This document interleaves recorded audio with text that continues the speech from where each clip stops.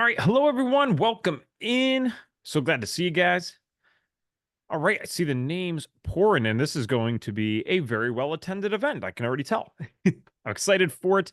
Guys, if you've never been on a webinar with me before, not that I'll be doing most of the talking today, but I always ask the same thing whenever we tune in because I got to know. And we have a worldwide audience that goes through FDN and also just considers the FDN program or studies our free stuff or whatever it might be. I want to know, where are you tuning in from and what do you currently do? Do you currently do something in the health space? If you don't, that's fine as well.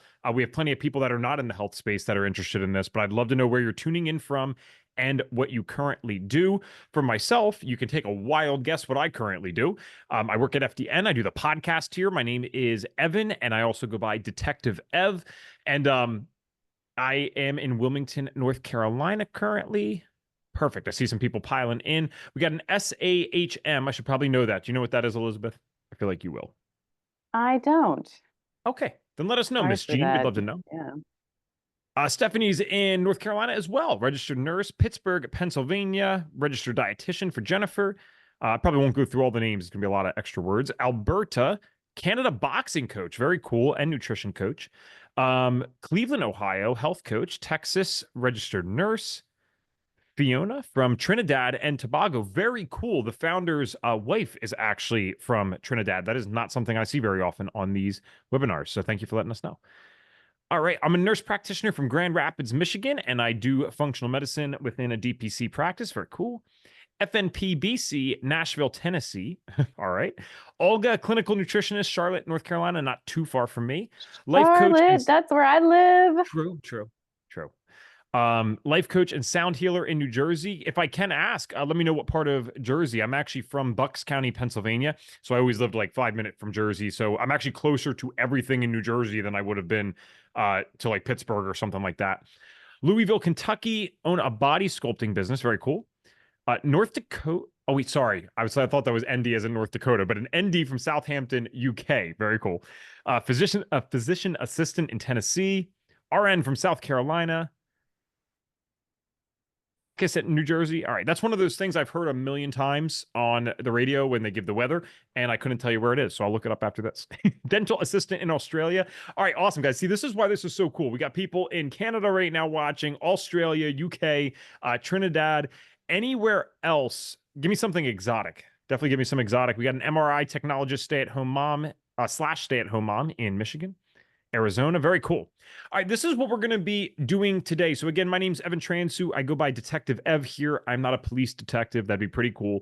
I am a unlicensed health detective, right? And so the reason that we call ourselves that is because we look at all of the clues at FDN. And this is why we're also, I want to word this correctly, why we go more in depth than just health coaches, right? And I'm a health coach as well. I actually have a health coach certification prior to going through FDN, but FDNs look at way more clues. One of the clues that we look for is not just our lab tests. The lab tests are amazing, but one of the best clues that we have is our extensive intake forms. We ask questions that no one else is asking. We're thinking about things that no one else is thinking about. And that can help you get such a good impression or such a solid impression of this person who you're working with prior to ever even looking at the lab results. Another key thing we're going to cover today is how the FDN methodology is different than a lot of other places, even in the functional medicine space, because we never, ever, ever treat the paperwork. What does that mean? Treating the paperwork means we see something on a lab test that is high or low, and you give something for it. In allopathic medicine, that would be a medication. In natural or functional medicine, that would often be a supplement. We are never, ever going to treat something solely off of the paperwork. That's not how we work. We want to address the person. That's how we work with everything. It's so in-depth, in fact, that two people in theory could have identical lab results, but we might not actually recommend the exact same protocol for them based on who they are, their intake, and all these other things. So that's why the intake forms are really important. And I'm glad so many, I mean, we got 80 people on. I'm glad so many of you did choose to tune into this, because I think intake forms can sometimes be looked at as like, oh, is that like actually as fun as the labs? It's like, yes, you can get a ton of insight from this. So I'm really glad to have you guys here. Let me It's know so that fun. It is fun. And let me know one Yeah. more question as I introduce Elizabeth here. So, what is one main thing that you guys really hope to learn today? Because remember, if we see a consensus of like 50 of the same things, there's sometimes Elizabeth can adjust her presentation a little bit to make sure you guys really get what you came here for today. So, like, what's one main thing? Just put it in the chat, please, that you're really hoping to take away from today. It could be as simple as just wanting to know what we do as FDNs for intake. It could be trying to apply something to your own practice. That's okay as well. But let me know in the chat. I will also, while we're waiting for that, introduce Elizabeth. So she is our education director. And what that means for her is outside of Reed, because Reed Davis is the founder of FDN, he's the one that originally created all the content and all that stuff. I have been an FDN now for 7.5, 8 years. I've been on staff for 4 years, and I have never seen someone else understand or be as involved with the education as Elizabeth. So she probably, who knows when this will happen, but might be the person teaching the course eventually. We're not quite there yet, but for now, she is the one making sure all of our mentors, our course mentors, are helping out the trainees properly. She's helping make sure that there's consistency in the education because there's so much content in FDN, and it's kind of like this giant synergistic course, right? Where you go through these different parts and it all makes sense together. So she also has an amazing background that you were involved with prior to getting into FDN. And I know we don't have to go into the full story today, but you're way too humble. I think it's an amazing thing that you were doing before. So can you touch on what you did prior to getting into this functional health space, Elizabeth? Sure. And it's my pleasure to be with you guys again. Good to have you all on here. If any of you have been on an event with me in this series of events before, please put me in the chat. I wanna see who are the repeat customers. So before I came to FDN, I worked with victims of domestic minor sex trafficking at a nonprofit in Harlem. And I did that for about a decade. And I had really poor boundaries around my own energy and around my own definition of self. And I just allowed that to sort of take every bit of energy that I had. And it put me into burnout in every way that someone can burn out. So physically, mentally, emotionally, financially, spiritually, all of it.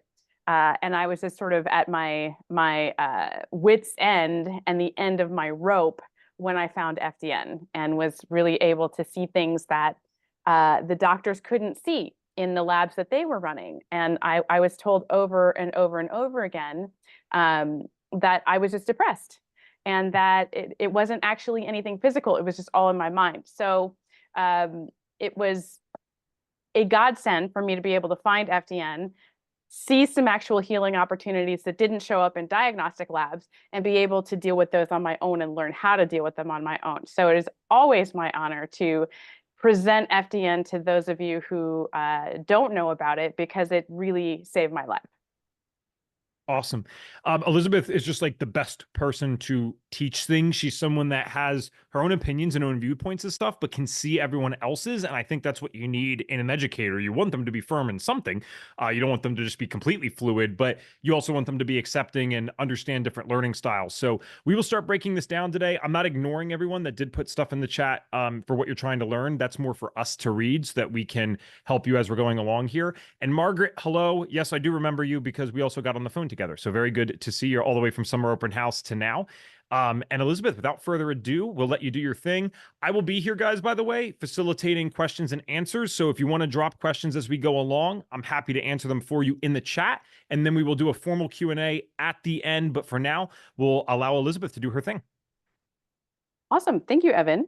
Thank you. So as I was thinking about this topic, when I was putting together the slides for you guys, I started thinking, okay, what is it about intake that's valuable or important? And I think it tends to be one of the more undervalued parts of the process as a whole. I can't tell you how many times I've been to a doctor and they give me a lab finding, and then they're like, well, I guess you should adjust this or adjust that, without ever asking me what I'm currently doing or if that lab result makes sense to me given lifestyle that I know that I have. So this is really valuable for us as FDNs, because as Ev mentioned, we're never going to just deal with the lab result. we're always going to say, who does this lab result belong to? And so if you think about a river and you've got a person and their history and their lifestyle and their hopes and dreams and all of their past experiences and all of their medical stuff and all of their symptoms on one side of the river. And then on the other side of the river, you've got their lab data. And so for FDN, we have this bridge called clinical correlation, where we can tie in the lab data to this person as a whole. But first, we need a really robust way to get to know that person as a whole, and that is our intake process, which we will be learning about today. So intake is valuable because it allows insights into symptoms beyond the main complaints. So when somebody comes into my office, I'm going to say, what are your main complaints? And I'm going to limit them to 2 or 3, maybe 4, maybe 5, no more than that, no more than that. But a really good intake system is going to allow them to self-report on a myriad of symptoms that are secondary and tertiary to the main complaints that are going to help me with clinical correlation. So that's really important to be able to gather all that data while not having that be our main focus in working together. It's also important because I want a self-assessment of that person's lifestyle. I want it in their own words, like, this is how I live my life, because that's going to show me imbalances in their lifestyle, like they're not sleeping at all, or they're exercising like an Olympian. And that's going to like bring up some healing opportunities that I might not have been able to identify without knowing how to connect some of their lab results to their current lifestyle. And it's going to allow me a way to quantify that client experience. And that's going to be able to show me over time both macro and micro changes to that quantitative experience. So for example, when a client shows up in my Zoom room and they say, I feel like crap, it's very hard for me to know that like my definition of what it means to feel like crap is the same as their definition of what it means to feel like crap. So just already, are we on the same page or are we not? But if we can give that crap a number, like I feel like 350 points worth of crap, then you're like, I got it. I understand that. And then we can watch that number change over time. We can see it get better, worse. We can see it get better some places, worse than others. We can see the trends, both large and small, within that number. And then that allows us to move forward, not just from a subjective place, but from an objective place. So this is the value of intake. And I just want to give you a little overview about the methodology for those of you who might not have heard it yet during your time with us. So we have a new way of looking at disease. So we start with this brain, this leader of the body, this sort of spy master that is communicating with all other channels in the body to say, hey, what's up? What's going on? And when all of those things are flowing well, the body and the brain are communicating in various different ways. The first is through this superhighway of blood, which allows the brain to send out hormones to change states based on things that are happening internally and externally. Those hormones also allow us to redistribute resources as is necessary given state changes. So for example, if I'm driving in traffic and someone cuts me off, then I might need some adrenaline or I might need some cortisol thrown into the bloodstream really quick to adapt to the state change. Also the nerves through somatic experiencing and through autonomic, through the autonomic nervous system. The nerves are constantly communicating with the brain about what's happening in the body. And then that more ineffable quality of life force or chi that sort of runs through us, that energy quality. So if all of those things are intact, we've got harmony between brain and body. That equals function. So brain and body are working perfectly, and therefore the body can execute its assigned functions. And so then we've got 100% function, and that is normal. It's not common these days, but it is normal. This is what the body is aiming for. This is what the body wants, is 100% function. And to a certain degree, it can regulate itself to get there. So when we've got 100% function, we are in this state of ease, or what we might call vital reserve. I like to think of vital reserve like the body's bank account. If there's a lot of money in the vital reserve bank account, then we can spend that upstream on function and healing. So we want to make sure that we're in this state of ease where we've got plenty of money in our vital reserve bank account.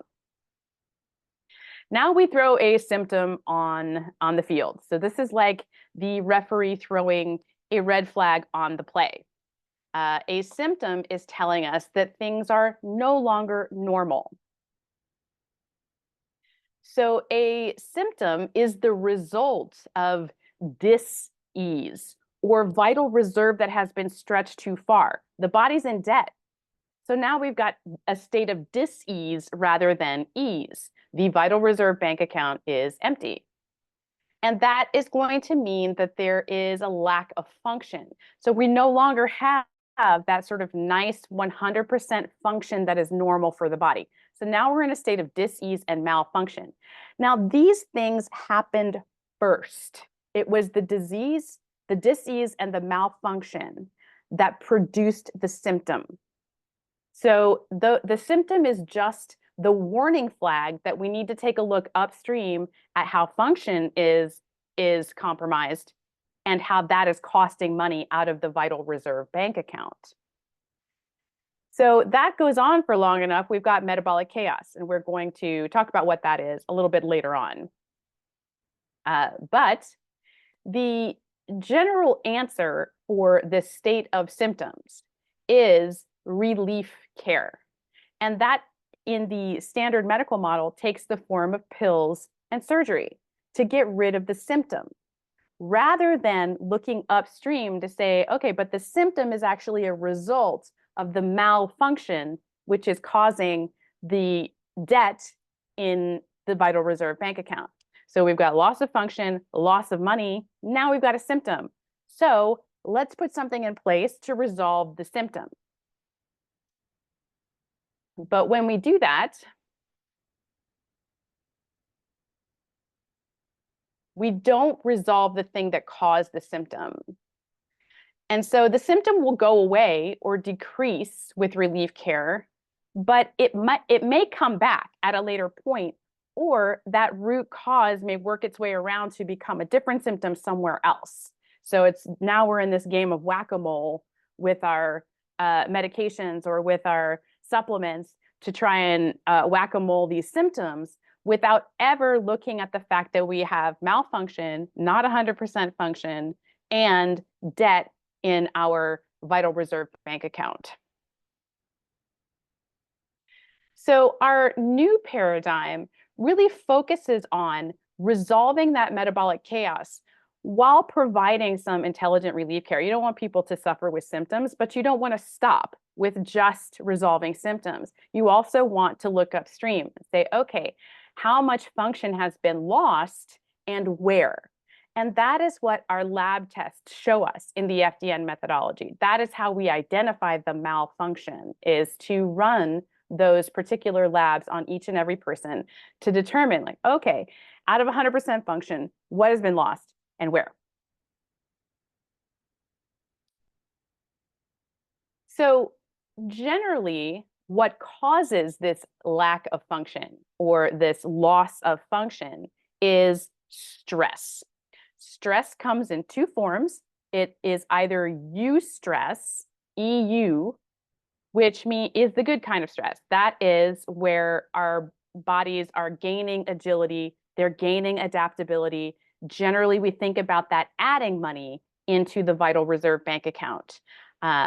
Or it is distress. And distress is anything that takes money out of the vital reserve bank account. So anything that costs money is a distress. Anything that adds money is a eustress. So our distresses come in three different forms. And this is one of the things that makes us really unique at FDN, is that we really dive into the distresses. So the first one you can all name, the mental emotional. These are the big rocks, the job that we don't like, the relationship that's not going well, financial pressures, loss of a loved one, caring for a sick partner or parent or friend. All of these things are huge stressors. But we also have other categories of stress. So we have what is called biomechanical, or what I call physical. So who here sits at a desk all day long? This girl does. Who looks at screens too long? This girl does. So I know I'm not alone in that. Who does not get up and walk around enough or stretch during the day? Who has maybe chronic pain from a car accident or a sports injury that happened years and years ago, but you're still dealing with that misalignment and that structural pain? Who loves coffee a little too much? Who has alcohol maybe more than we would like to help us get to sleep or to help us relax and unwind? All of these things are physical stressors. And then let's talk about our environmental stressors. Now, environment has always produced stress for humans. But in the early days, those stressors were, even though they were big, like there's a tiger that's going to jump out of the woods and get you, or I don't know if we're going to have enough food to make it through the winter. Big, big stressors. But every time they did eat, that food was purely organic. And every time they had water, that water was as fresh as it could possibly be. It's not the case in today's world, right? So we've got degradation of soil. We've got pesticides on all foods. We've got drift over from conventional farming fields where the pesticides are carried on the wind over to the organic fields. We've got studies that show that babies, before they're even born, are exposed to an average of 256 chemicals before they take their first breath. So we live in a very toxic world where we've got a lot of environmental stressors. Add to this, what am I choosing to eat every day? Am I occasionally having a Twinkie and Pop-Tarts, or am I, choosing to put food in my body that it actually recognizes as food? Am I sort of assaulting myself with sugar, or and spiking my blood and my insulin responses, or am I eating in a way that promotes stable blood sugar? What am I putting on my body? Is it full of chemicals, or is it natural? What am I storing my food in? What am I eating out of? Am I drinking out of aluminum cans or eating food out of aluminum cans? Am I cooking in Teflon? Am I storing my food in plastic? Is there mold in my home? These types of things all feed into the environmental stressors that take money out of the bank account. So in looking at all of these stressors, we are going to measure the impact of these with our lab tests to say, okay, how much, where has function been lost, and how much, and how many of these stressors can we identify and move out of the way so that the body can do what it does. The body can use its innate intelligence to build up money in that vital reserve bank account and then spend it upstream where it knows that its problems are.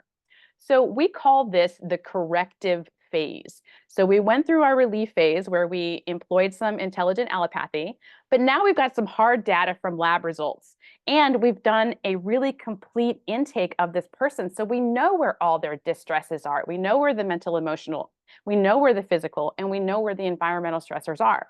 Now we can go into the corrective phase using the lab data to personalize a protocol for this person, make those clinical correlations, and remove those stressors, add money to the bank account, and allow the body then to spend it upstream on healing. So once the body then returns to that state of ease, then health is restored. And then we move into what is called this maintenance phase. So basically, as an FDN now, I have taught my client everything that I know about health and wellness, and they can take it there. They can take it their own health in their own hands and come back to me as needed. So symptoms disappear and complaints often permanently resolve because we didn't just deal with the symptoms. We knew that the symptoms were this sort of um, uh, red flag from the bank saying, hey, you don't have any, you're overdrawn. Your checking account is overdrawn. So, when you get that ping on your phone or you get the letter in the mail or whatever happens where the bank is like, hey, you're overdrawn, that's what the symptom is. But we've got to look upstream, be like, where did all the money go? Where did all the money go? And that is what this process of going through all the stressors tells us. So for most people, they are caught in this cycle of trial and error, where if you're using a lab test or you're using a wearable or you're somehow measuring data on yourself, you get this piece of data and you're like, it's not a good piece of data. I need to move the number on this page, right? So I'm going to go visit a doctor who's going to recommend drugs or surgery, or I'm going to visit a practitioner who's going to give me a new diet or a new exercise or a new supplement or a new therapy. So all of this is going to cost money, and it's either going to work or it's going to change nothing or it's going to make me worse. In which case I need another supplement, exercise, diet, or therapy, more money out the door. And it's either going to work, do nothing, or make me worse. In which case I need a new therapy, a diet, a supplement, or exercise, more money out the door. And when we get frustrated with that, we're going to go get a new piece of data from a new test or a new wearable or a new thing, and the cycle is going to repeat itself. And that's what we call the cycle of trial and error. Now we're going to talk about how FDN really solves that cycle of trial and error. And we're going to talk about our intake form, which is called the Metabolic Chaos Scorecard. But in order to talk about the intake form, we need to define metabolic chaos. So we define metabolic chaos as the understanding that symptoms are vague and can be the result of multiple root causes. We cannot discern the cause from the symptom. So I may be suffering from chronic fatigue, and maybe Evan was also suffering from chronic fatigue. But the reasons why he and I are showing up with those symptoms were dramatically different. And that's why we can't just use the sounds like method where we're like, oh, sounds like chronic fatigue, so let me run a thyroid test. Oh, look, your thyroid's out of whack. We found the problem.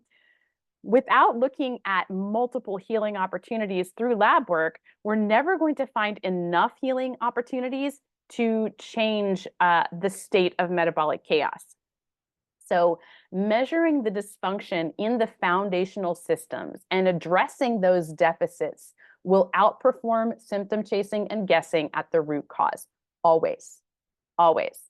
So we tend to think of this like these ripples in the water that this picture shows, where there was an initial root cause. Maybe I threw a rock into the pond, and then that caused a ripple to go out. But now that rock is no longer influencing what the water is doing. But more and more ripples go out, and more ripples go out, and those ripples start crashing into each other, and those caused other ripples, and those ripples start crashing into each other, and those cause other ripples. Now we've got these secondary, tertiary ripples happening in the water. This is metabolic chaos. So this is why we dropped the search for the root cause. The root cause is out there in all of social media. It's like, let's find the root cause. Let's get to the root cause. Let's find the root cause. But what if the root cause is multiple, has multiple roots to it? Multiple things are influencing it. There are all of these ripples crashing into each other. So the root cause itself is multi-sourced, or the root cause is gone, but the downward spiral that it started is still in play. So just like with that rock, the rock being the root cause, that rock is gone. But the chaos that it caused is still very much in play on the surface of the water. This is why we decided it was much better to, instead of searching for the rock, to just take a picture of all of those ripples that came from the rock and fix the ripples. That's metabolic chaos, and that is our method. So we do this using our HIDDEN acronym, HIDDEN. So we do functional lab work in these foundational systems, which we think of as hormone, immune, digestion, detoxification, energy production, and nervous system. We also have a bonus O called oxidative stress, but it is not in our acronym. So why these systems? Right? Is this every single system that we could ever measure and every single healing opportunity that is possible to have in the body? No, it isn't. But FDN is a construct, and constructs exist to cut through noise and sidestep rabbit holes. We don't have $10,000 to spend on lab work most of the time. So how do we get the most information for the least amount of money? How do we get a look at as many ripples as possible without breaking the bank and getting sidetracked on things that may or may not bring us to the right answer? So here is our framework in action, for example. So think of these circles as the ripples in the surface of the water. So it starts with chronic stress. This is that middle circle. So think about chronic stress as me throwing the rock in the pond. And the reason it starts with chronic stress is because we as humans are meant to hold large amounts of stress for a short period of time. So when we are holding stress, the bigger the stress, the more money it is out of our bank account. So we are meant to like spend a bunch of money out of the bank account for a short period of time, and then that stress goes away and we go rest and relax and heal from that stressor and put that money back in the bank account so that the next time a stressor pops up, we can deal with it. But the modern world has this thing called chronic stress, which is new to us as a human race, and we're not dealing with it well. So 99.9% of us are carrying more stress for too long, for much longer than we are designed to hold it. And when we think about that as a driving root cause, let's now sort of look at the ripples that come out of it.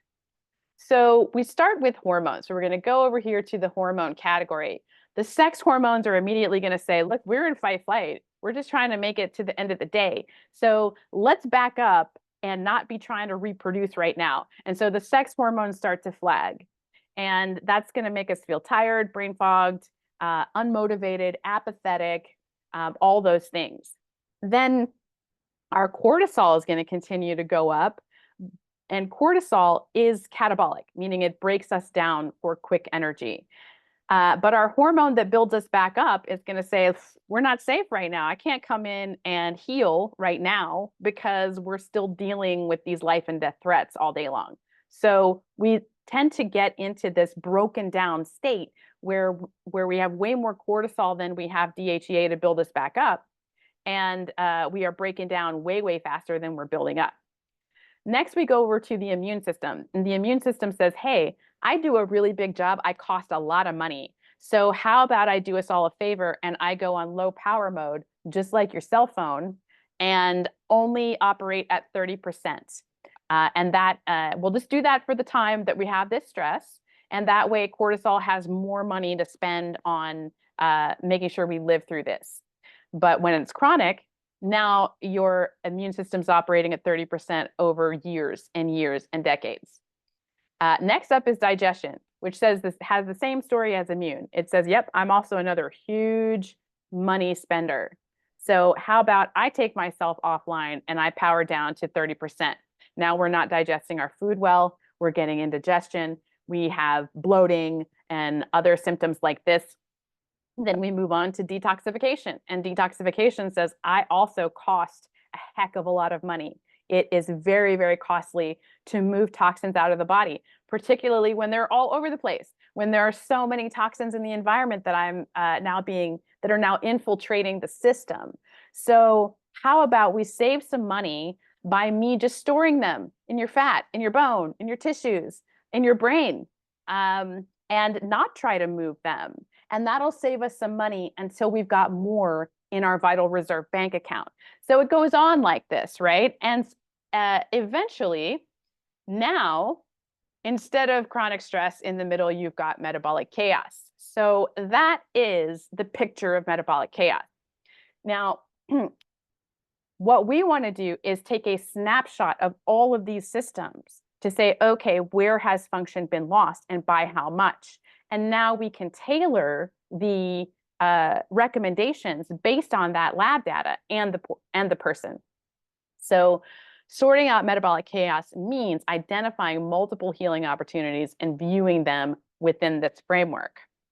I'm going to pause here and ask if anybody has some questions while I bring up our intake document and start talking about that.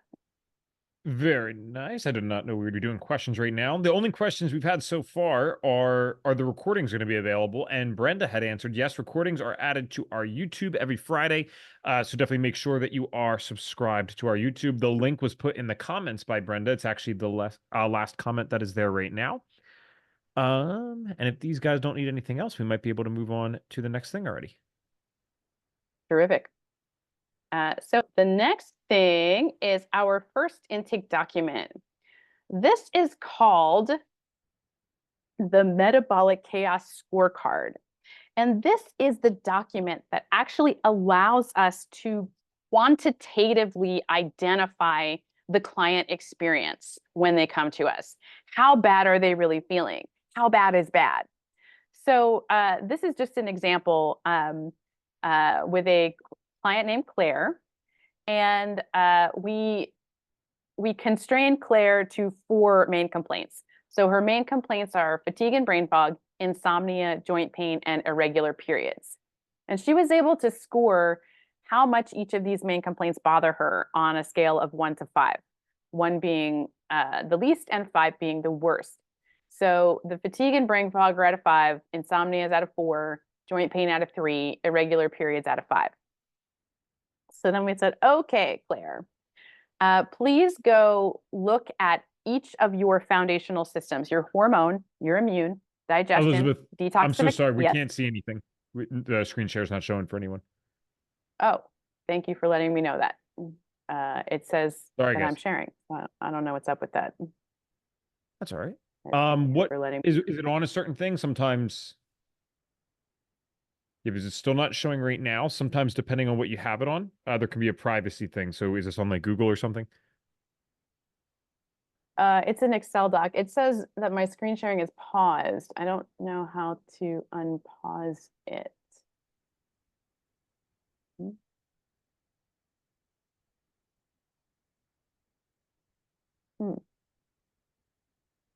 Sorry, guys. I'm working on it.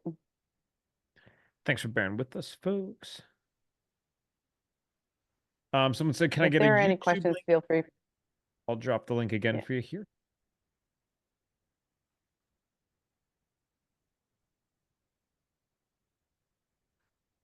So it's saying it's paused. There's a resume button that I'm hitting and nothing is happening. So I don't know why it's paused. Okay.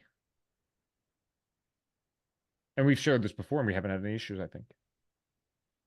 I mean, I was just screen sharing the This slides. person Yeah. in the chat is very adamant that double clicking it will help. I don't know what part to double click. What? Yeah, I was about to say, I mean, I like their confidence, but I can't see what to double click. Hmm. The only don't thing I can think know. of on the fly, and again, thank you guys for bearing with us, is do you need to scroll down a lot for what you're about to share? I don't know what that means. Like, would you need to scroll down a lot with what you're about to share? Because in theory, you could screenshot it, like the control print screen. Well, it is the metabolic chaos scorecard, so yes, it Yep. Okay. has All right. yeah. Sorry, guys, I don't get it. The only other thing I can think of then that's not Excel is uploading it very quickly to Google Sheets, and sharing from there would probably work. I am not going to know how to do that. I'm sorry. So, would you be able to send it to one of us, Elizabeth, and then we can try sharing it from ours? I can try that, sure. Please, if there are any questions, please answer them while I'm doing this.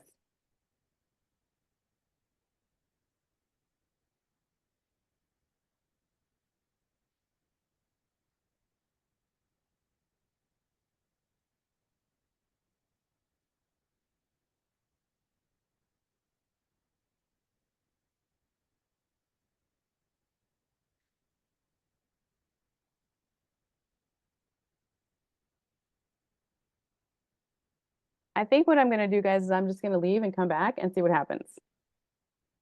Okay, sounds good. All right. Okay.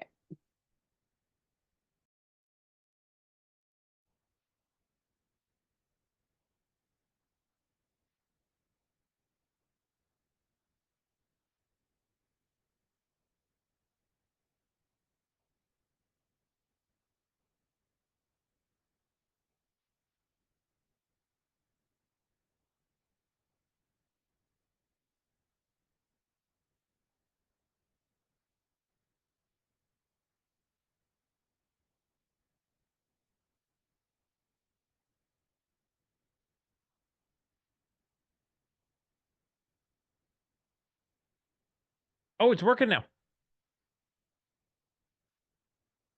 Who the heck knows why, but it is working. It's the whole reboot. The classic Always turn it off works. and back on again, right? Right. It's the classic Thank turn you, it off and folks. turn it back on again. Yeah. So All right, let's get back to it. Thanks, Elizabeth. yeah, sorry about that, guys. And I recognize that this is the wrong form. So bear with me 1 second while I get the right one. This is her lifestyle and medical history form, not her metabolic chaos scorecard. So I hope you guys were having a scintillating conversation while I was gone. You can continue for just 1 second.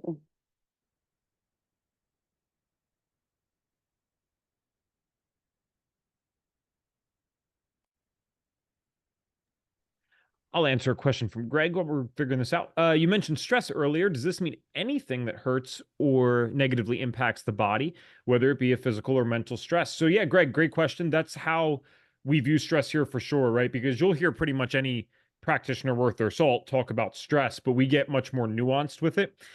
Even to the point of this is a real example that actually happened to me. I'm only 29 now, and I actually did the FDN course at 21.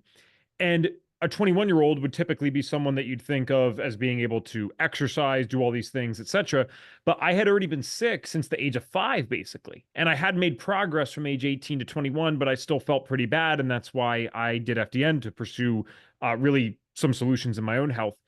And to your question about stress, we found when we looked at my hormone results, my cortisol output and my general hormonal output was so low at that point because I had been so chronically stressed that even just what would have been what is now a normal amount of exercise to me would have been a little bit too much back then. So stress, even like the stresses of life, stress meaning good stress for those that don't know, even those might need to be modified a little bit depending on where the person's at. But yeah, this could be anything from, hey, I didn't pay the tax man. Hey, I'm over exercising. Hey, I have a very, odd parasite in my body or another type of bug that no one ever thought to look at. It could be a food sensitivity.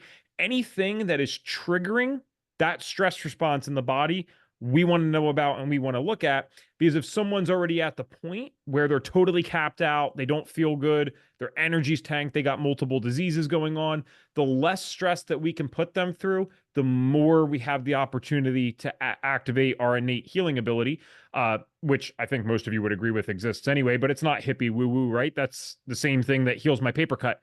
If I get one on my finger, that's the innate healing ability that we all have. It's the same thing that fixes my broken bone. It's not a cast that fixes it, right? A cast just puts it into place. So yes, those are the stresses that we're talking about. And I believe I stalled just long enough for you, Elizabeth. Awesome, thank you. And just to add on to that definition of stress, which was great, Ev, is that it is your body that defines stress. It is not society. It is not comparison. It is not what stresses out your neighbor or your friend or your partner or what anybody else thinks should stress you out or not stress you out. It is solely defined by your body, because that's when money comes out of the bank account. So I actually had a lot of personal experience with this when I worked at the nonprofit, and I'm looking at the lives of the victims all around me, and I'm thinking, I have it so much better. Why am I stressed? Why do I feel like I'm traumatized, or the things in my life are impacting me when I'm not being sold for money, when I'm not being raped all the time, but of course it's my body that defines stress, not me, not comparison to who has it worse. It's my body that defines stress. And so I was spending all this money out of my bank account on stress, and I wasn't even allowing myself to define it as such. And I think a lot of us fall into that position where we have legitimate stressors that are costing money out of our vital reserve bank account. And what we tell ourselves is, but the people around me have it much worse, or this particular person has it worse, or that situation is so much worse, so I shouldn't be stressed. But we can't just will ourselves out of stress. Okay, so coming back to the metabolic chaos scorecard, I really hope everybody can see it. Can everybody see it? Yes, we can. Oh my God, thank you. Perfect. So Claire, in this particular example, gave us 4 main complaints. So fatigue and brain fog, insomnia, joint pain, and irregular periods.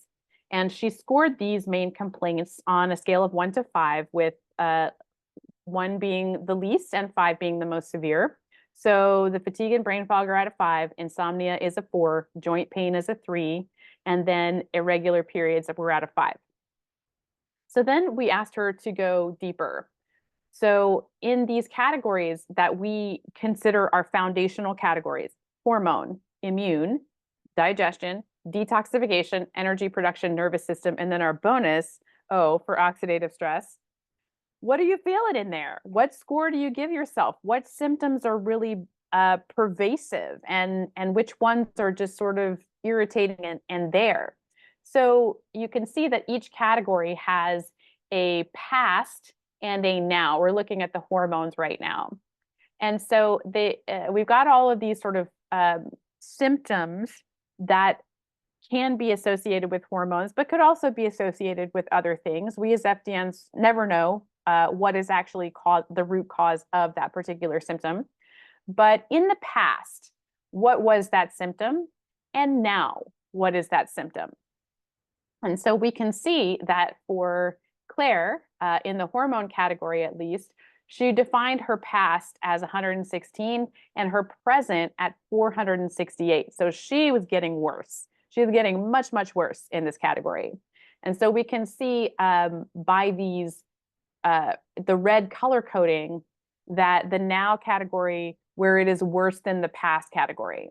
And so in some cases, she had that symptom in the past, but it wasn't as bad as it is now. In other cases, she never had that symptom in the past, and now she has it.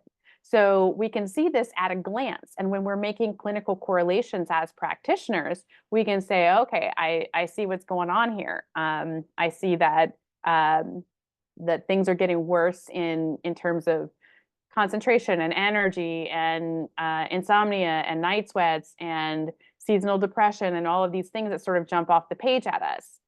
And so this is the inventory that we do on the metabolic chaos scorecard for every single category.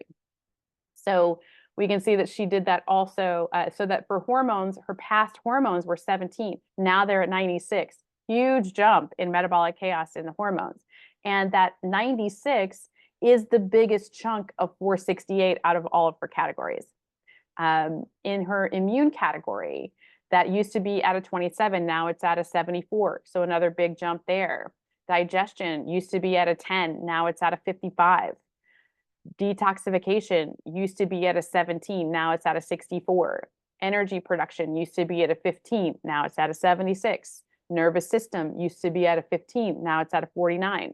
Oxidative stress used to be at a 15, now it's at a 54. So we can see things are going in the wrong direction for her. And so we know that whatever Claire is doing for herself, it's not working.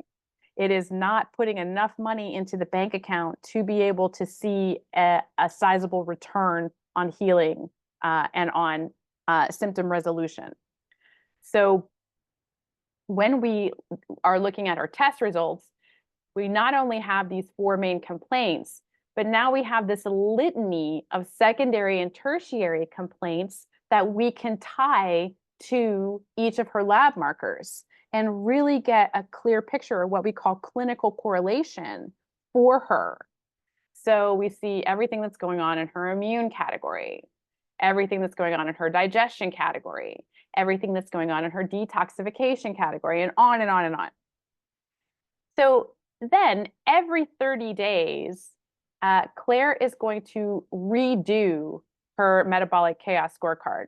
So she's been on the protocol for 30 days. She's going to refill out her hormone category. And so maybe we're going to get, you know, some things that are better, some things that are worse, some things that have resolved completely, and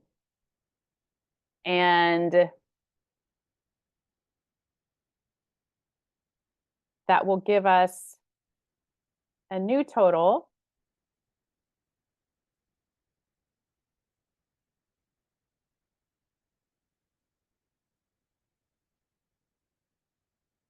of 37. And then that'll color code it, meaning that it's gone down from 96 to 37. But we can go down and look on this micro level and see each thing that has improved or has gotten worse.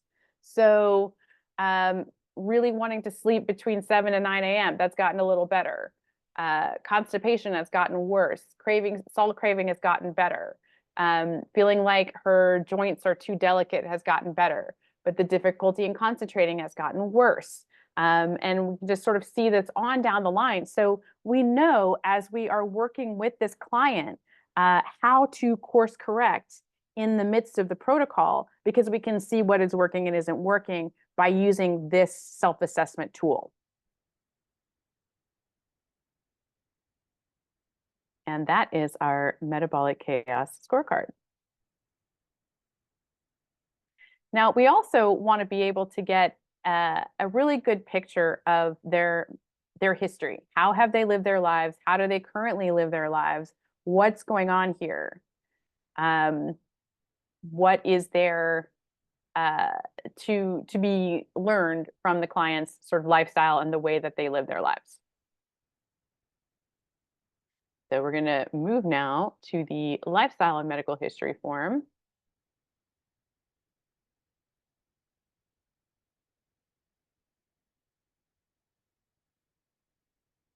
No, that's it. Yeah, okay.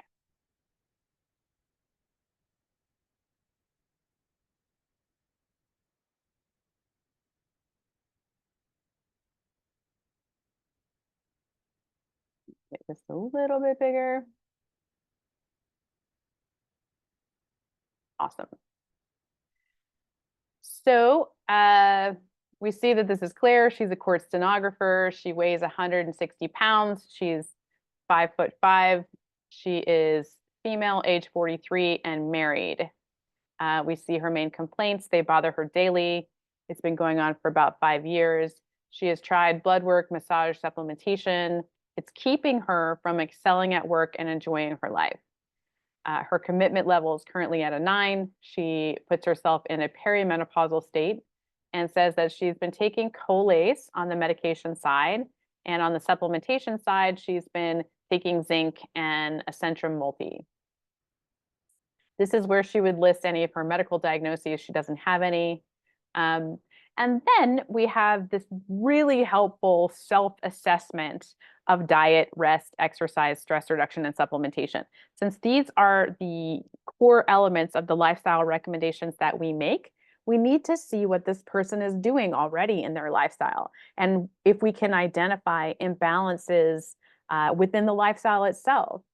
So we see that she's eating a lot of processed foods. She doesn't really prioritize organic fruits or vegetables or meat. She drinks a lot of tap water. She follows a low-fat diet, which for some people is appropriate, but not for everybody. Right? So especially when we get into calorie restriction, is she the type of person, does she have the genes to support that? Or is that becoming another stressor that's actually getting in the way of weight loss? So she's got this calorie restricted diet. She gives herself a 3 for preparing meals at home. She eats out quite a bit. She eats fast food. She eats processed sugar. She eats dairy products and grains and wheat. She eats prepackaged meals from the grocery store where she doesn't have a lot of control over the things that go into the food. She gives herself a 5 for drinking coffee. So I would, of course, ask her what that means to her, but I imagine that that means she's drinking coffee a lot during the day. So maybe 2 cups in the morning and a cup in the afternoon and another cup in the late afternoon. And she also is drinking quite a bit of tea. She gives herself a 3 for drinking alcohol. This can be a huge stressor in terms of not only impact on the liver, but also impact on blood sugar and other systems of the body. And she's drinking soda. So then with rest, she's not going to bed at a good time. She's consistently shortcutting herself on sleep. She's keeping late night hours. She doesn't sleep 7 to 8 hours. She doesn't have good sleep hygiene practices. She has electronics in the bedroom. Her wireless router stays on at night. She actually has a motorized bed, which then is sort of that motor, even when it's not on, is still plugged in. And while it is plugged in, it is giving off EMF in the bed all night, every night, going straight into her body. So a lot of healing opportunities here in rest. For exercise, she's not exercising enough. And she gives herself a 5 for sedentary lifestyle, and her job requires her to sit at a desk all day because she's a course stenographer. And cardio is her focus, which may not, for her body type, be a super productive form of exercise for her and may just be adding to the stress. So we would need to know how to interpret that type of exercise based on her lab results. And then with physical stressors, now we're in our stress category. So with physical stressors, she's abusing caffeine. She has this job that requires repetitive motion with the court. I don't know what that machine is called, but you know, the one that they make the transcripts from. It's not a regular type of typewriter. It has a name, but I don't know what it is. Do you know what it is, Ev?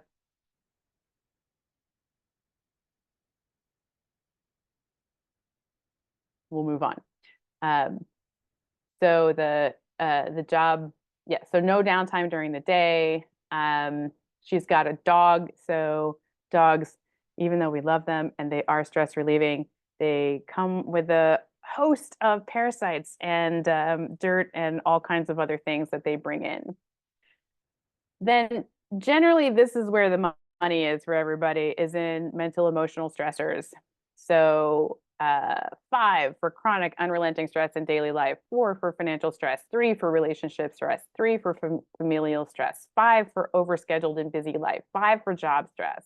Like all of it is here. And then her environmental stressors. She's got EMF exposure at work and at home. She lives in an apartment. And the reason that we ask about where you live, do you live in like a detached home or do you live in an apartment, is because apartments are subject to other people's lifestyle. So instead of just your wireless router network, your wireless network, you are exposed to the 20 wireless networks that are around you from other people. Even if you have clean products in your home, the halls and the common spaces in the condo or apartment complex are being cleaned with industrial cleaners and things like that. So it's just a different living environment than and it lets us as a practitioner know what is in their control and what is not in their control as an environmental stressor. She lives in an area with a little bit of air pollution. She does have exposure to chemicals in her house, a little bit at work. She feels like her environment is noisy and that she is she has a prolonged exposure to screens, TVs, tablets, and cell phones. Most of us do, right? And then she has a chance to report on her supplementation habits. So she is routinely taking supplements. She does have a pretty good tolerance for them. She does have the willingness and ability to budget for them. She doesn't particularly have thoughts on which ones work well or don't work well for her. And she's not great on supplements that are professional grade and not great on them being a consistent part of her routine. So we have some definite information now about how she lives her life.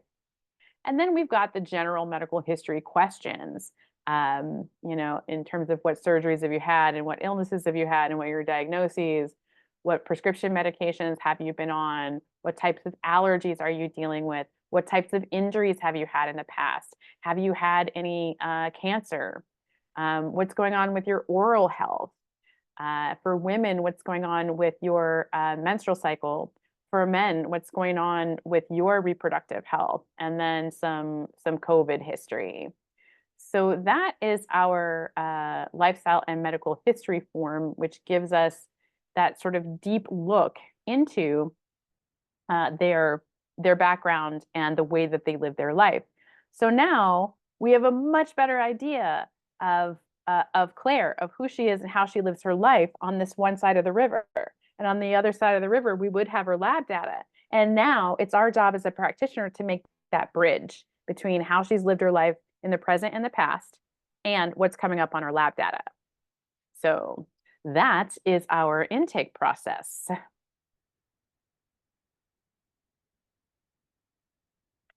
Ev, anything from you on that? Yes. Sorry, I don't know why my mute button that happened when you when I couldn't see your screen either. It's very delayed. So here we go. We do have some questions, and please, if you guys have any other questions, this is your time to ask as many as you'd like. I don't mean as many as you'd like, literally. We do have a time frame eventually, but Elizabeth and I have known to have been stick around for a while. So let's go to here we go. Elisa was wondering at what point, this was a little bit earlier in the MC scorecard, what defines the past? Like when they're actually scoring it as the past, what does that mean? It's up to them. So I generally say, like, look, if the symptom is worse, go back to a time in your life when the symptom was at its best. And what was it?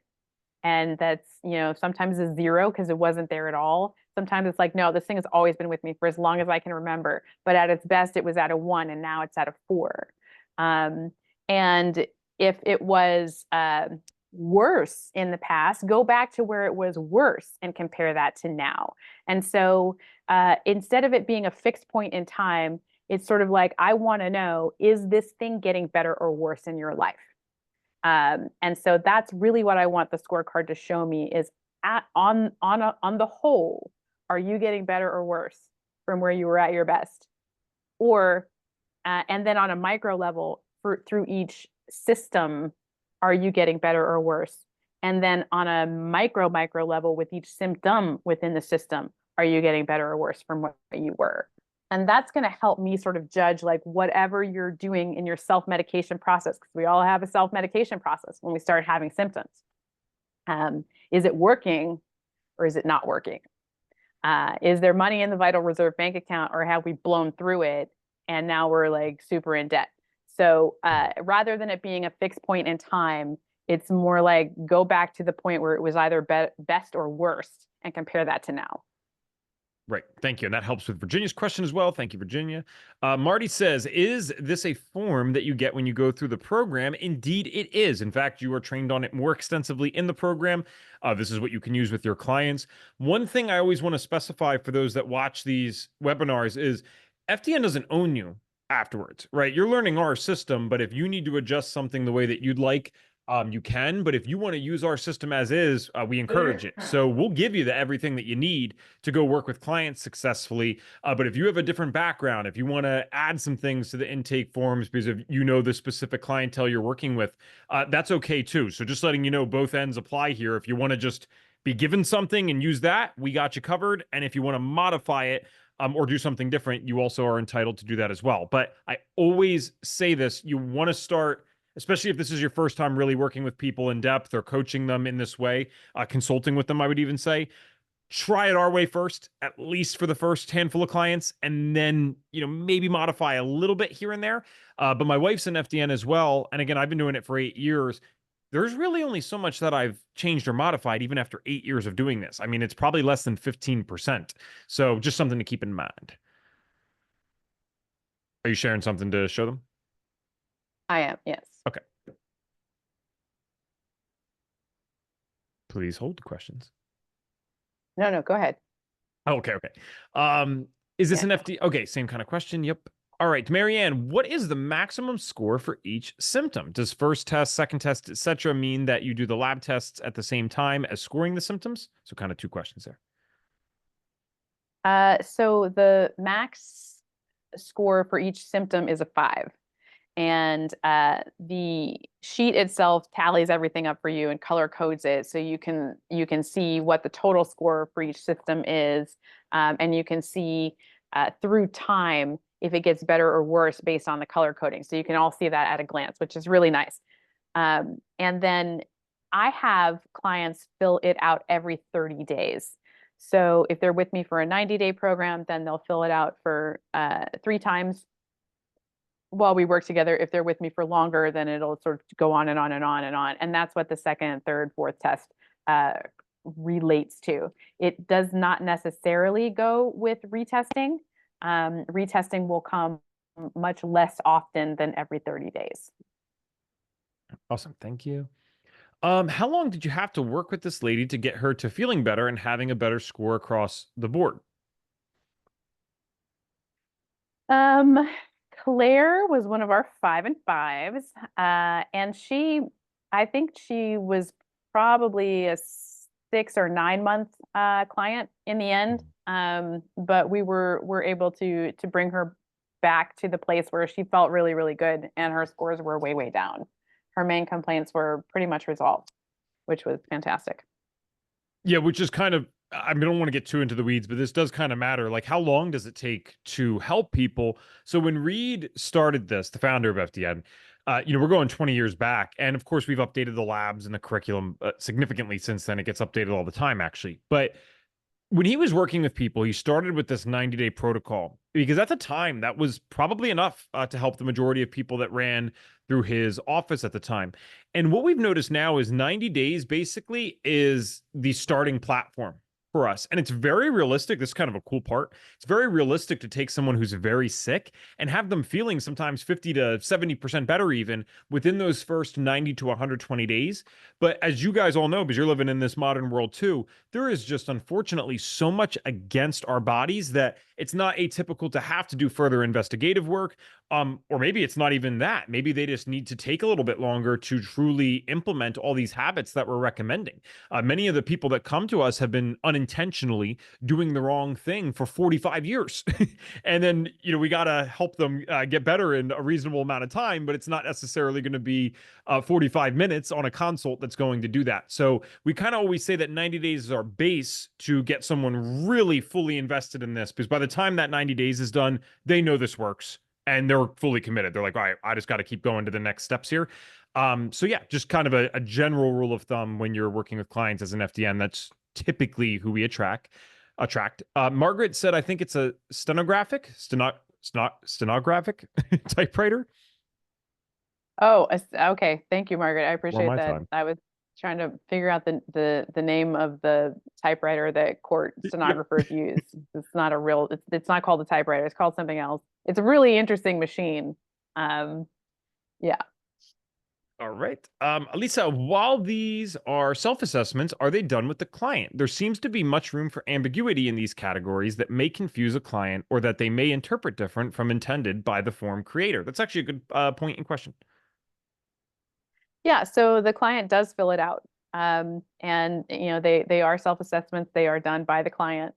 And yeah, there is room for ambiguity in there. So I want to make sure that as a practitioner, I know what somebody is saying. So when I say on the diet portion, when it says drinks coffee, if somebody puts a 5 on there, what does that mean? Does that mean that they drink 15 cups of coffee a day? Or does that mean that they drink 1 every day in the morning and they think that's a lot? So those are things that as a practitioner, I'm going to ask about and get down in the weeds with and really understand what they're talking about through the process. Awesome. Thank you. Anna asked, what is the functional labs workshop? And Margaret also asked, is this workshop different from the 5 labs in 5 days? Okay. If you've done the 5 days and 5 labs in 5 days with us, do not get that. That is the same exact thing as the functional labs workshop. It's just a different way that we word it sometimes. So that is the same thing. You're correct, Margaret. Anna, if you're wondering what this is, we call it our 5 and 5 as well. It's, in my opinion, it's the best resource that we have for someone that is looking to consider the FDN program. The reason I consider it the best is because even if you decide not to go through FDN, there is no way that you would not consider this worth the money because of what you'll be able to apply to your own coaching practice or your own life, whatever you might be doing right now. But then I also say, if someone's looking into the FDN course, if you go through the 5 and 5 workshop or the functional labs workshop, if you like 85% plus of what you're seeing, FDN's for you. It's really not a matter of if it's a good fit for you as a program. It's just, hey, when's a good time for you to start? Whether that's now or a year from now is okay with us. But that is probably the best workshop that shows the full philosophy of what we teach and what we do here. And it kind of, I'm going to combine a few questions here because Hali, I'm sorry if I'm pronouncing that wrong, said in the actual Q&A, what were the root causes and diagnosis of this client? So Elizabeth can remind us if there was any diagnoses, but in terms of the root causes, as FDNs, when we're looking at the labs, which would be in the functional labs workshop, by the way, we would look at more of the most likely root causes. But here's the thing. We kind of avoid that phrase and that terminology here only for one reason. By the time someone comes to us, we might not actually know what the original root cause was. It might actually just be theory at that point. And that can sound really interesting to people because that's not really what's touted normally in the functional medicine space. But we almost think that we have to be humble enough to admit that there's just certain tests that probably don't show, or sorry, there's just certain root causes out there that are just not shown by testing right now. Like there are things that exist in the human body that we just do not test for. So the reason the FDN labs work so well together is because they're looking at places in the body that almost always have something go wrong with them when we are under chronic stress. Absolutely, your hormones are going to be messed up. The gut is not going to be in great shape. Your detoxification is not going to look fantastic. You're probably going to develop some food sensitivity. So that's why we use these labs. Even for myself in my own health journey, by the time I got to FDN, I had been dealing with active health symptoms for 16 years at that point. Did we find a gluten sensitivity? Yes, we did. Did we find a nasty parasite and some nasty bacterial strains? Yes, we did. Can we say definitively that those were the original root causes of Evan Transu's health symptoms, of my health symptoms? We can't. We can guess, but we can't actually say that. So what were the diagnoses, though, for this client, Elizabeth? And I already see that you brought up a great sheet to explain how we look at root causes. Yeah, she didn't have any medical diagnoses. But again, I just want to reiterate that FDN is a construct, and that allows us to take what is inherently complicated and discordant and streamline it down to a unified and simplified paradigm. So it allows us to cut through the noise and sidestep those rabbit holes. So we look at healing opportunities in these categories: hormone, immune, digestion, detoxification, energy production, nervous system, and oxidative stress. We don't look beyond those, and we don't look at less than these. And generally speaking, we just take a snapshot of what are the bank account balances in each of these systems. We raise the bank account balances. And generally speaking, that is enough to take a person that is headed towards a cliff and turn them back around. Now, do we know what the root cause was? No, we don't. But we know the results of the root cause. Because we've measured it in all of these foundational systems. Are there more healing opportunities? Yes, but we don't have unlimited money to do lab work. So we want to make sure that we're stewarding the client's money very responsibly, getting the most bang for the buck in terms of how much information can I get for the money that we're willing to spend on labs. And will that amount of information be enough to see positive change and have a positive influence on the root cause, even if I haven't identified it. And that's what our system is about. This is why the system works this way. We don't do less lab work than this. We don't do more lab work than this the first time through, because generally these healing opportunities are enough to influence the root cause, whether we have identified it or not. I love what you brought up about stewarding their money well. It's so important, right? Do we want to run functional labs? Yes, we do. You're absolutely going to help the person with that. But functional lab testing, at least at the time of recording this and doing this, because this might change in the next 2 decades. We'll see how far this goes. It's very much a thing of law of diminishing returns. And in fact, it might even be more extreme than that, because it might literally be detrimental at a certain point. If someone had $1 million to blow on testing, we would not necessarily run $1 million worth of tests. There's just a certain point where this is not helping anymore. And then not to mention, what are you really doing with $1 million worth of test results? Are you actually going to implement every little step that there possibly could be with those labs? Or are you going to start with some foundational things and see where we get there? So yes, and most people don't have $1 million to blow on lab tests, do they? That'd be pretty cool though, and I will be the first to blow that money if I have it. Okay, I'm not sure. I am sure it is worth the money. Is it Canadian dollars or US dollars? It's $33 USD for the Functional Labs workshop. And guys, please feel free to join us for the case study too on Thursday. That's free. And it's not the same as the Functional Labs workshop, but you get a lot from our case studies too. Very cool stuff there. Margaret said, I can absolutely second Evan's perspective on the course. It is outstanding, and you have ongoing access to it so you can continue to digest and go back to the material. Thank you, Margaret. We appreciate you. Thanks, Margaret. Yeah, you rock. Like planted her. Anna, I agree with Ev, especially with the new mRNA-associated diseases. Yes, there are many things contributing to health issues. Rihanna said, what insurance is needed to be an FDN coach? So, just to be clear, I'm assuming that you mean insurance in terms of covering you as the practitioner. In terms of lab tests and that stuff, insurance does not cover that for the client. Insurance for practitioners, yes, you'd be very, very, very wise to have insurance for all this stuff. Now, thank God, no one does anything stupid at FDN, well, other than me. And we don't get these claims filed against us or anything like that. So we have insurance providers that work all over the world, United States, Canada, many other countries internationally, that we can directly hook you up with. It's actually on our once you graduate on our website, you can find exactly where to go for that once you're finished the FDN program.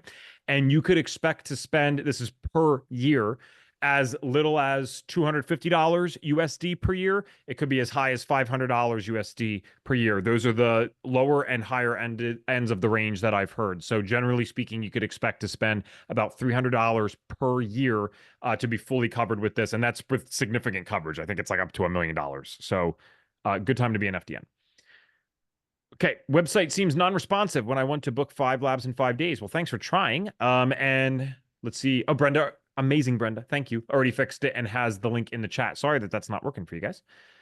Brianna did mean yes as a practitioner.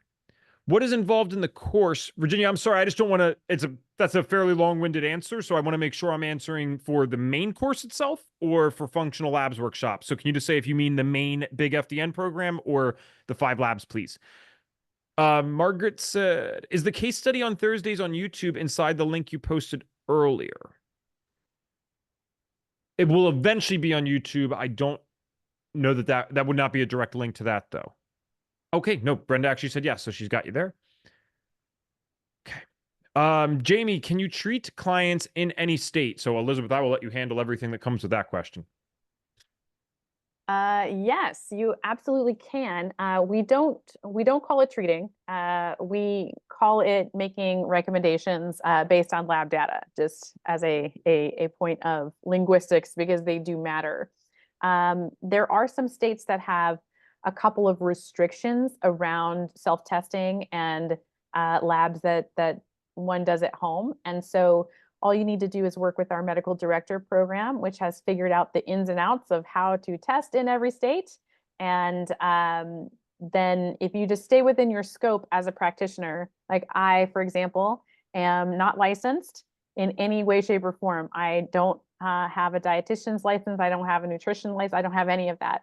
So I'm going to stay within my scope by making general recommendations around diet. So I know this particular person's body, I know what diet is right for them. And I'm going to say, hey, you are a fast oxidizer. You need to be concentrating on heavier fat and protein, less carbohydrates, no starchy carbs, things like that. Or the exact opposite if it's that type of a person.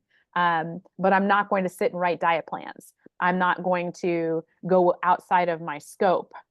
So as long as we play in our backyard, we can work with clients in all 50 states and in many other countries. Thank you.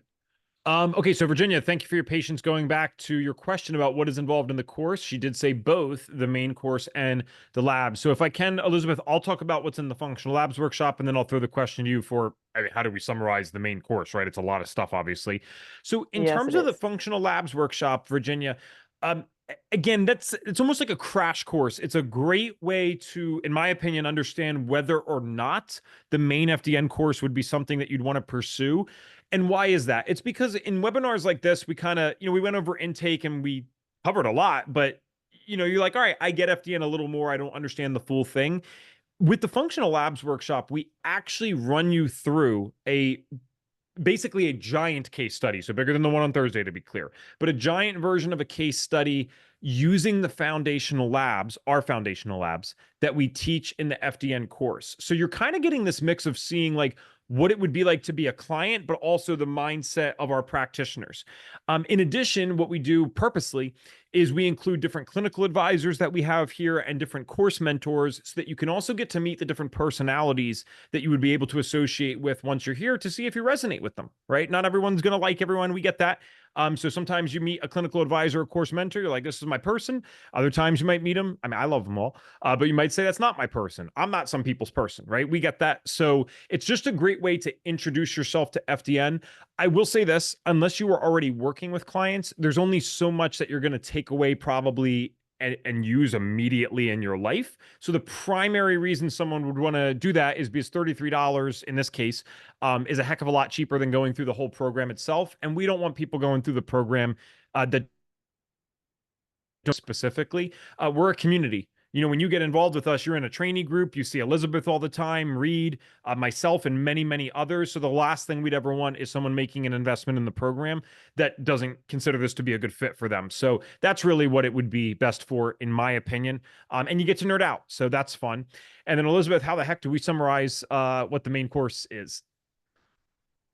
Well, the main course is big, Virginia. That's a big question. So it's 50 plus hours of course content.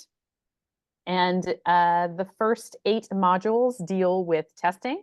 So you will learn the stress and hormone panel, the mucosal barrier assessment, the metabolic wellness profile, the food sensitivity test, the GI pathogen test, and the metabolic typing assessment.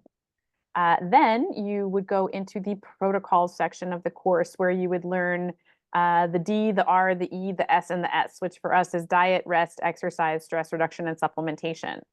Then you learn about onboarding and client management. So how do I identify the right client? How do I bring them on? How do I see their case all the way through? What do I do at the end of 90 days? And then you would go into your testing module, module 16, where you have 7 one-on-one exams with a mentor. So you get a lot of personalized attention and feedback to make sure that you are growing appropriately as a practitioner and that we see your areas of strength improve and we see your areas of weakness improve and that everybody has full confidence by the time that you graduate.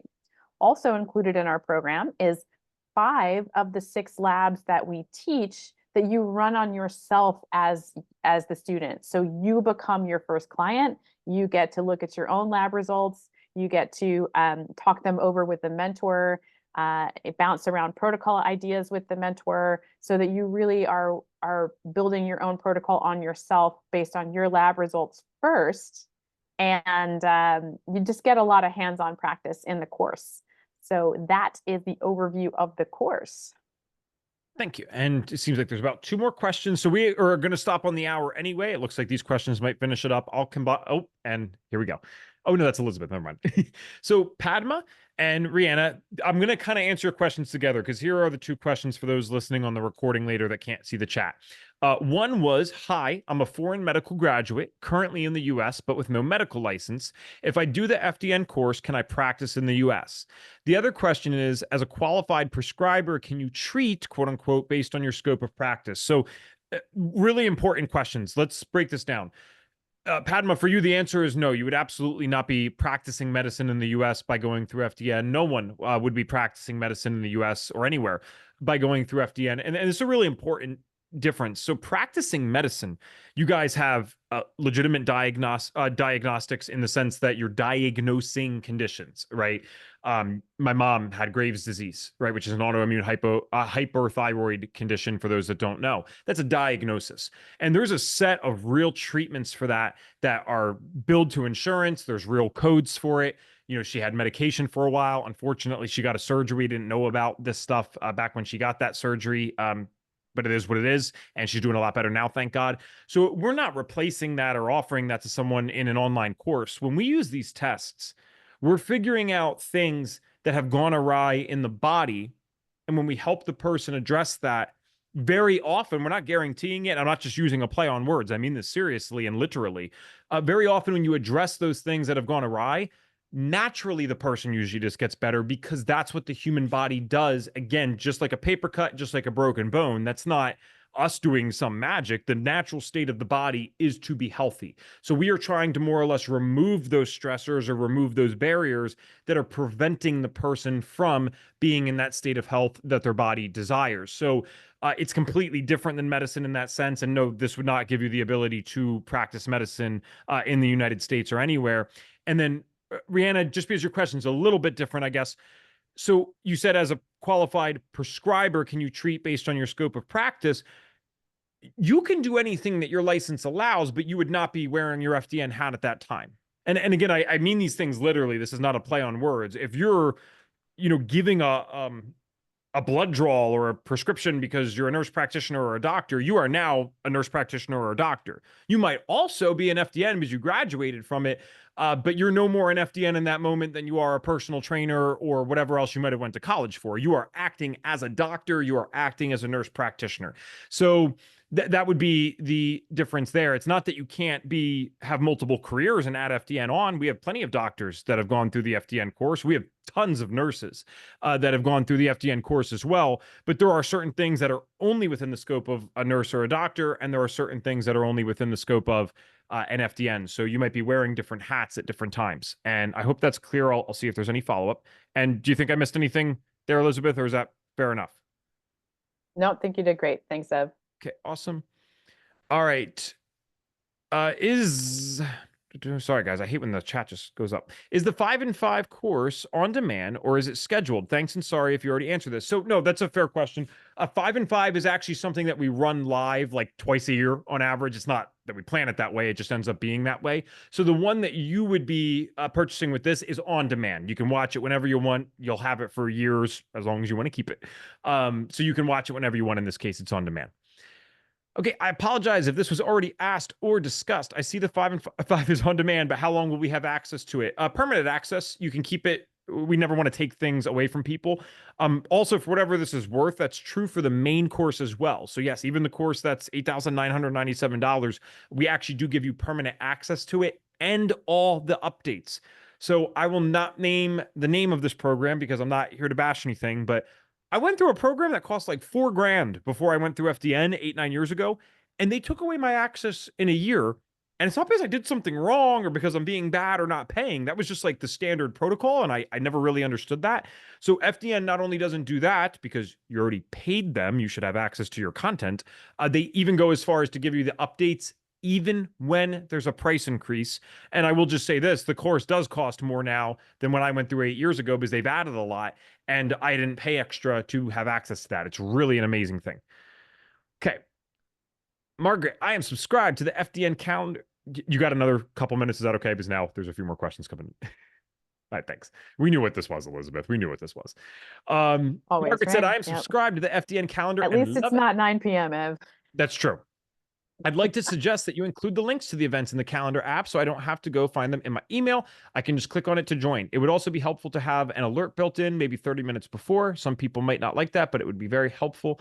Brenda, I'm sure you saw that. Margaret, that's good feedback. I don't control that part myself, but I will talk with it with the team. We have meetings almost every other day that conversation could be relevant to. So thank you. Meredith, I really am so excited and ready to start my FDN journey. Why does the chat just go up all of a sudden? I have been following for a long time, and I've done the 5 and 5. Great info, and thank you guys. Oh, it's just a nice note. Well, awesome, Meredith, and we're happy to have us know once you're in. Say hi to Elizabeth. Say hi to me. We always like to know when we go from webinar to actually getting to engage with you in the course. Yes, Jennifer says, Meredith, come over. Jennifer says, it seems a little too good to be true. Is there a catch? $34 is a phenomenal price. So it is a good price, but to be clear, this is about like 9 to 10 hours of content for the functional labs. The main course is a $9,000 program, Jennifer. So do I think you'll be happy with what you get for $34? Yes. But I just want to be clear that if you're saying phenomenal price, maybe you think you're getting the whole course. That's not the case. Perhaps I'm doing something wrong. It is not accepting my coupon. Uh-oh. Okay. Brenda said, please email me. Okay, awesome. Brenda, she's like 10 steps ahead of my questions. So obviously you can email the email Brenda gave you, and we'll get you that code and get that figured out. What I meant was practice FDN, not as a medical doctor. So, okay, sorry. These words, I mean, they have meanings, right? So I got to be careful with that. But can you be an FDN practitioner even if you're from another country living in the US? 100%. 100%. 100%. And you can go do it in the country that is native to you too, once you're back. That's no issue. Okay. What is the price of the main program? $8,997 is the price right now. I'd love to speak to a course advisor. I can't access the QR code on my end. Oh my gosh, I don't know what's going on with our QR codes, guys. Sorry, we'll just get links for you next time. And Brenda has the direct link for you down there. All right, Alyssa said 9 to 10 hours of content for 5 and 5. I thought it was 5 1-hour videos. Well, yes, my friend, that's what we call in theory.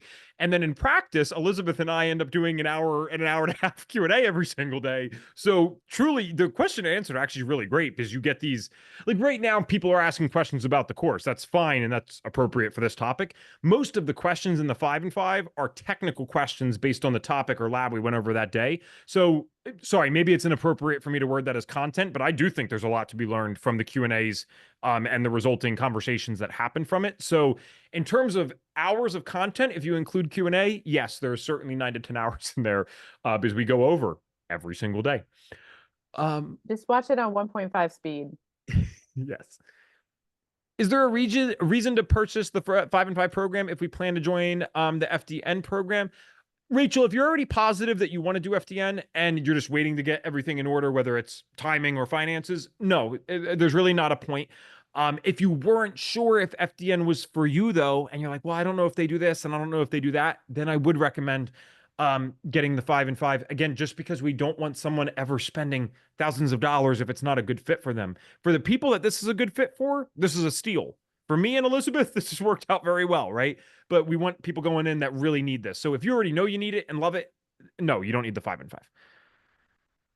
Okay. All right. Awesome. You guys are amazing. We will hope to see you on November 14th at 11:30 Let me just Oh, sorry, can I just give a little bit more detail to Yvonne's Please. question? Is FDN 100% on demand or is some live?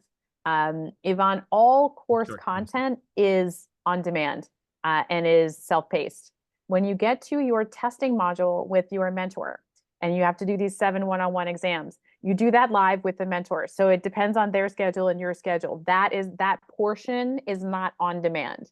And then there are support calls every week that are live that you can attend to get questions answered or to dive deeper into the material, but those are not required. We don't go through as cohorts. There is no synchronous live teaching component. All the live calls that we do are just support to be used or not used or used at your particular strategy or leisure. My dang mute button is killing me today. Thank you, Elizabeth. I missed that question. And then Alyssa, we want to help out. How is the Q&A done on demand? So if you bought this pre-recorded version of 5 and 5 for $33, it would not be on demand. It's just the Q&A that occurred when we recorded it. The people that usually get the Q&A are the ones paying the full $97 price. All right. I think we will end it at that. I have something right after this. And again, we hope to see you guys on the case study November 14th. Remember, we got a whole bunch of events this month. We have Instagram lives coming up, different YouTubes that we're doing. So subscribe there, these different links. So make sure you have the case study. Obviously, something happens every November, right? At least in the United States. And I think in many places around the world, they also have this certain holiday that's not a real holiday, but sometimes things are discounted. So if we know that, we want to make sure that you guys are doing as much research into the FDN course with our events as possible to help you make an informed decision if a hypothetical thing like that happens this year. So hint, hint, nudge, nudge. We love you guys, and we will see you next time. Thank you so much, Elizabeth, for always just coming in and doing an amazing job with this. You are an excellent education director. Why, thank you. And I look forward to seeing you all on Thursday for the case study.